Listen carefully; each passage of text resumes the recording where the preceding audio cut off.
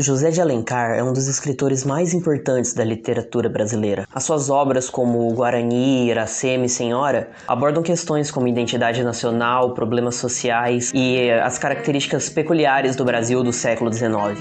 Lucíula não é diferente.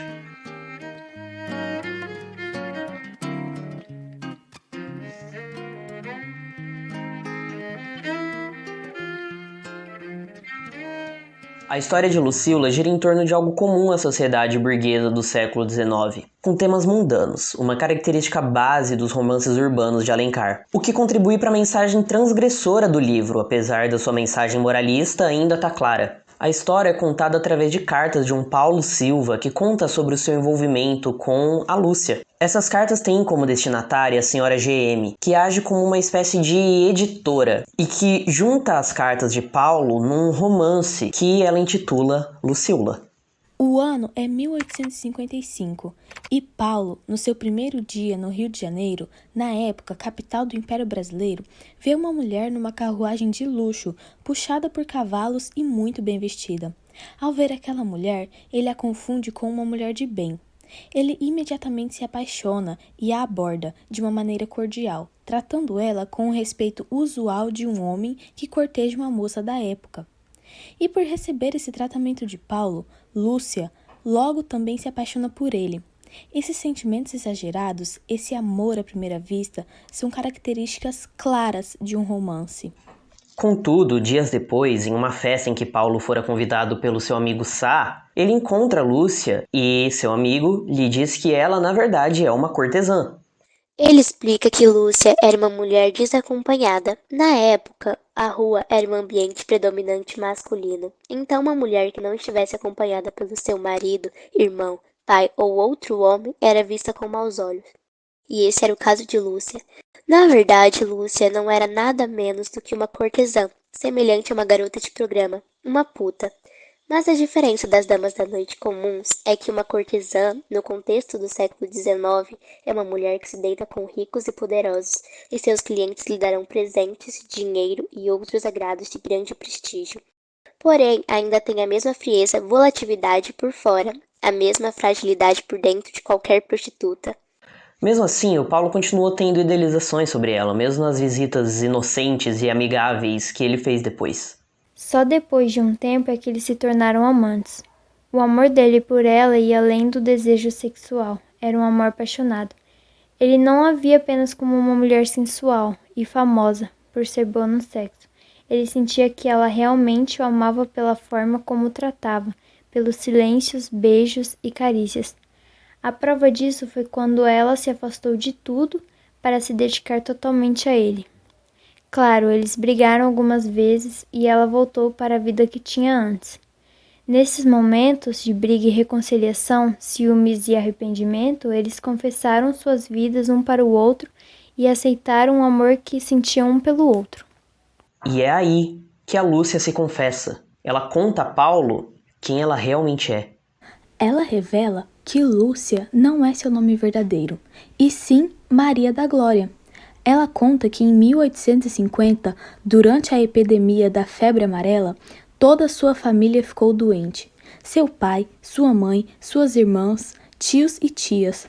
Mas ela, por sorte ou por milagre, foi a única a não ficar doente.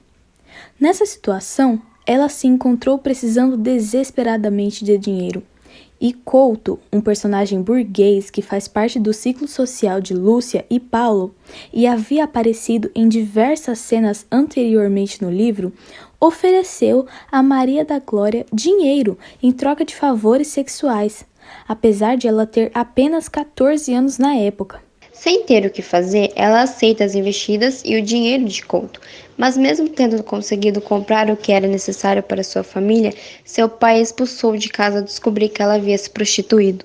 Desamparada, Maria da Glória vai morar com uma cortesã que logo veio a falecer, chamada Lúcia. Por ter sido expulsa de casa, ela decide fingir sua morte e adotar o nome da sua amiga cortesã falecida, Lúcia. E assim, ela entrou na vida na qual ela estava até hoje. Depois de ter contado para o Paulo como a sua vida tinha chegado naquele ponto, os dois estavam mais próximos do que nunca. Logo, Lúcia começou a abandonar sua vida de cortesã, deixando de se relacionar com outros homens e ficando apenas com Paulo. Ela voltou a usar o nome Maria da Glória e foi morar com sua irmã Ana, em uma casinha em Santa Teresa, recebendo visitas de Paulo. Pouco tempo depois, Lúcia, agora Maria, se encontrou grávida de um filho de Paulo. Apesar de ele ter ficado muito feliz com a notícia, sua felicidade durou pouco. Lúcia sofreu um aborto. Seu filho morreu ainda dentro do seu útero e Lúcia se recusou a tomar os remédios para tirar o feto de dentro dela, acreditando ser uma punição pela vida que ela tinha levado. Ela quis morrer junto com o seu filho e disse a Paulo para se casar com Ana, a sua irmã, por ela não ter tido um histórico devasso de Lúcia, mas Paulo se recusou e então ela pediu para que ele protegesse sua irmã. Ela morreu se dizendo sua noiva eterna, sua noiva no céu. Essa é a história de Lucíula. E agora a gente pode ver bem por que a senhora GM deu esse título ao romance vindo das cartas de Paulo. Uma Lucíula é um inseto que vive na escuridão à beira dos charcos e que brilha com uma luz muito intensa. Assim, esse inseto seria como Lúcia, que vive na escuridão, mas que conserva dentro de si uma alma pura. Esse livro foi publicado em 1862, ou seja, 7 anos depois de quando a história em si se passa. O autor do livro, José de Alencar, não era só um escritor, ele era também um político brasileiro muito importante na época. Luciola foi um livro extremamente polêmico, que rendeu muitas críticas a Alencar. A sociedade burguesa da época enxergou o livro como uma afronta aos valores conservadores, e era mesmo.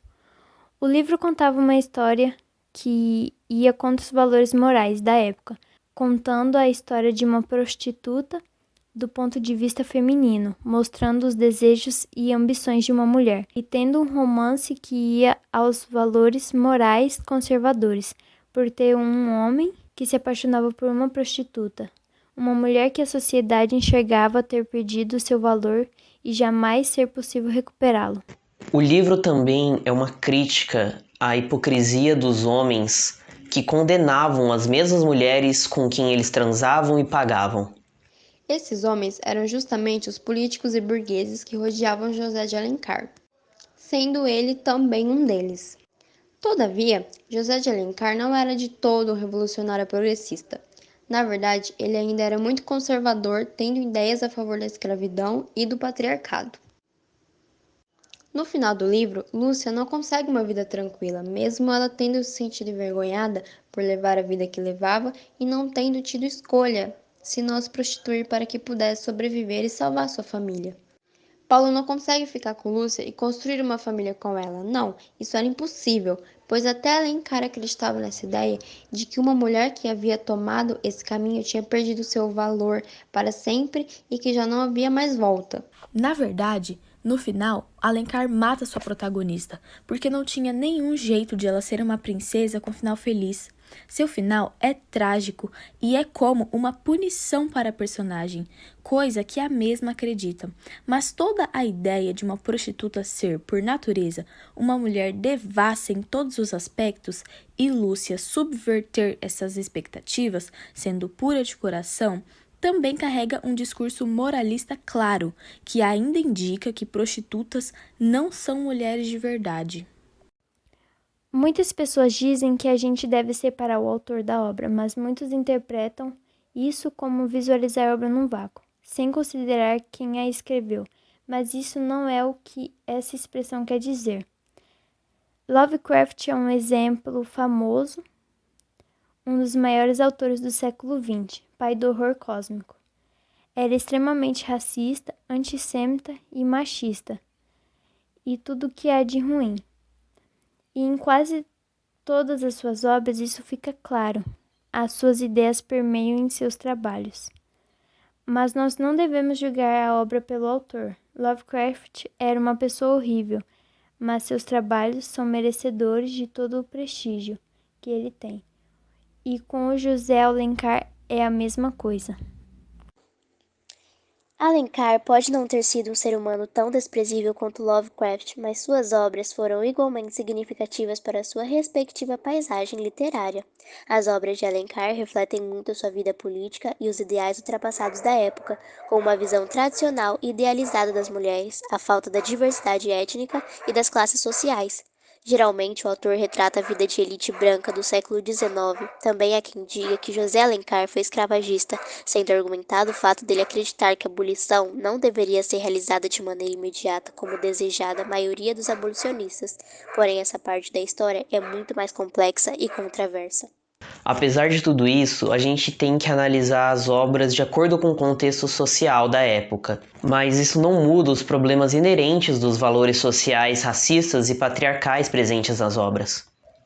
Eu sei que a gente usou um monte de palavras difíceis agora, mas nunca vai ser fácil falar da moral e política de 2 séculos atrás. Mas Lucíula nunca vai deixar de ser um livro espetacular, com um final profundo e tocante.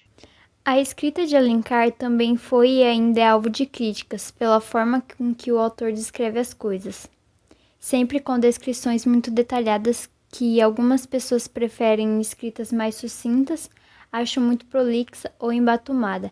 Essas descrições extremamente detalhadas são as das características-chave da escrita de Alencar, e sua atenção aos detalhes é evidente durante todas as suas obras. A gente pode ver esses detalhes até no nome da personagem. Lúcia se assemelha muito ao Lúcifer, da Bíblia, nome que ela adota enquanto prostituta, devassa. E Maria da Glória é seu nome de quando era e de quando volta a ser pura, vindo da própria mãe de Jesus, a Virgem Maria, que dá ainda mais contraste com a cortesã por ser virgem. Há quem diga que Lucíula foi grandemente inspirada na obra A Dama das Camélias, de Dumas Filho. Mas apesar das semelhanças, não existem evidências de que a obra teve inspiração nesse romance francês. José de Alencar teve acesso a muitas obras estrangeiras durante a sua formação, incluindo essa, e não há dúvidas de que os romances brasileiros da época tinham inspirações em obras europeias. É mais provável que essas semelhanças sejam resultado das correntes literárias e das discussões sociais da época, em vez de uma inspiração direta de um autor pelo outro. Mas o que é fato é que Lucíula foi o primeiro de uma trilogia de livros de Alencar chamada Perfis de Mulheres, que conta também com as obras de Diva e Senhora. Agora, vamos olhar um pouco o retrospecto das obras do José de Alencar. Suas obras podem ser divididas em 4 grupos. O primeiro é o dos romances indianistas, que incluem os maiores sucessos dele e também da literatura brasileira, tipo Guarani, Iracema e Ubirajara. Já no segundo, a gente tem os romances históricos, como Minas de Prata e Guerra dos Mascates, que são daqueles que contam histórias do passado. O terceiro grupo é dos romances urbanos, que falam sobre a vida nas grandes cidades e a luta entre a cultura local e as influências estrangeiras. E é aqui que a gente encontra obras como Lucíula, Diva e A Pata da Gazela. Por último, temos o quarto grupo, que são os romances regionalistas. Aí a gente tem o Gaúcho, o Tronco do Ipê e Tio. Nessa fase, o Alencar está atrás de uma identidade nacional nova. Depois da independência do Brasil, os escritores românticos deixam de ver o índio como um símbolo do ideal brasileiro. Agora a brasilidade está nas músicas do povo, na fazenda e até mesmo na corte. Nos seus romances urbanos,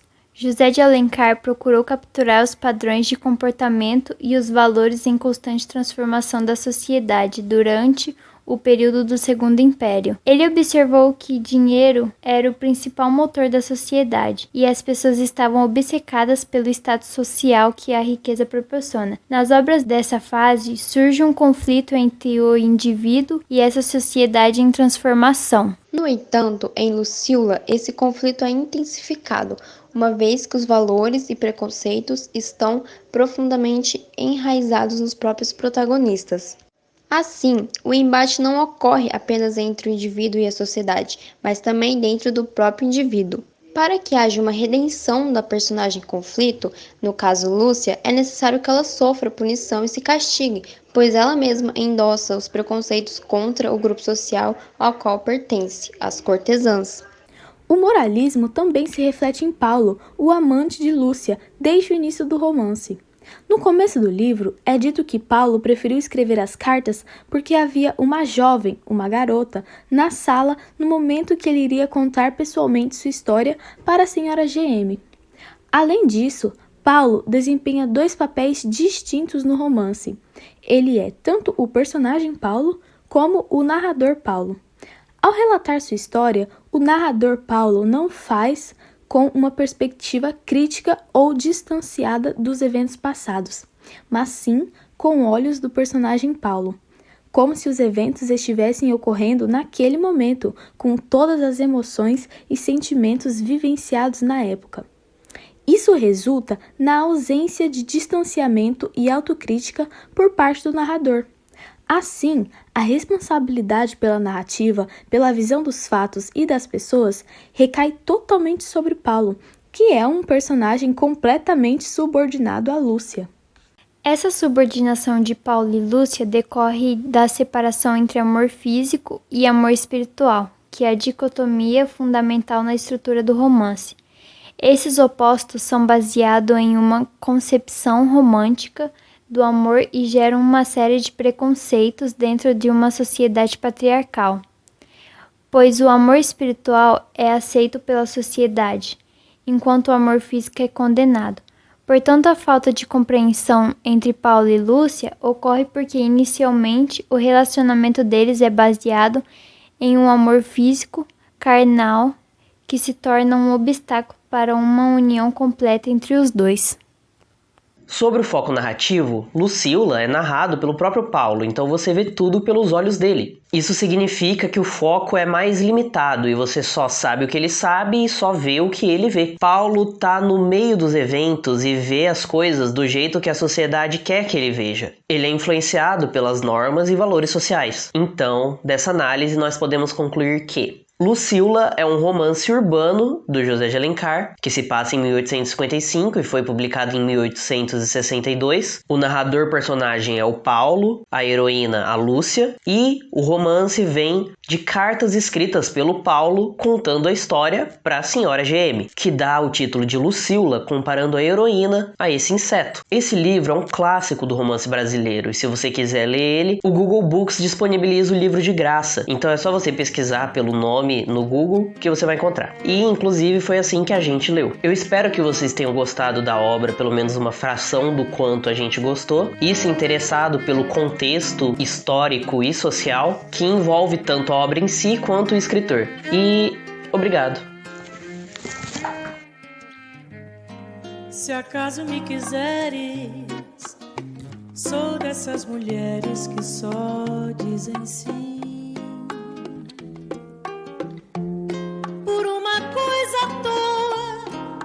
Noitada boa, um cinema, um botequim. E se tiveres renda, aceito uma prenda, qualquer coisa assim. Como uma pedra falsa, um sonho de valsa, ou um corte de cetim. E eu te farei as vontades, direi meias verdades, sempre a meia luz. E te farei vaidoso supor que és o maior e que me possuis. Mas na manhã seguinte, não conta até 20, te afasta de mim. Pois já não vales nada, és página virada, descartada do meu folhetim.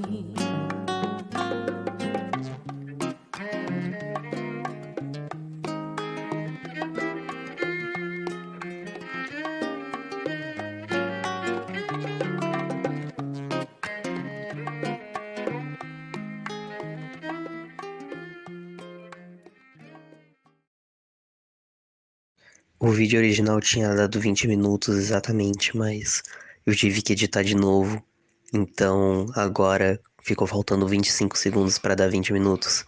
Então eu tô enchendo linguiça. pra bater 20 minutos. Por favor, professora, não tira nota. Só falta 10 segundos. Agora só falta 5. O problema é que agora não tem mais nada pra falar, então eu só tô inventando coisas. Mas o importante é que deu 20 minutos.